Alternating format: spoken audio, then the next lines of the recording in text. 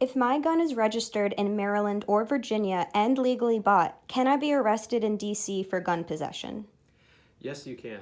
The District of Columbia has very, very strict gun control laws. So there are a number of charges you could face if you bring that firearm into the District of Columbia, even though you legally purchased it and registered it in another state. In the District of Columbia, gun ownership is allowed.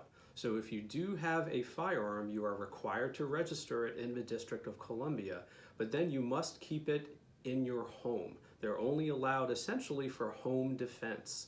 You cannot transport an unregistered firearm in the District of Columbia, nor can you just simply carry it on your person.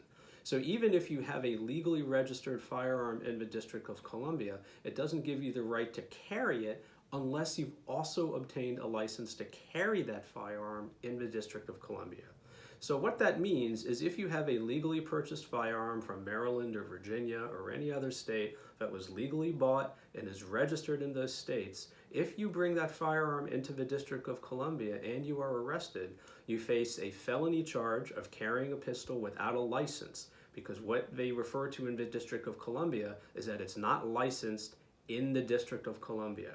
And that felony charge of carrying a pistol without a license carries a maximum penalty of 5 years plus 3 years of supervised release and or a $12,500 fine.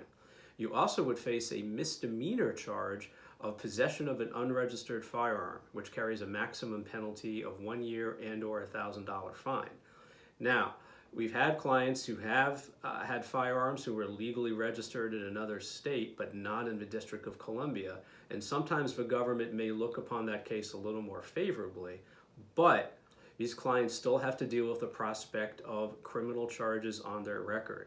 So our advice is if you have a firearm that's legally purchased outside of the District of Columbia, don't bring it into DC unless it's been registered in the District of Columbia and or you have permission to carry it in the District of Columbia.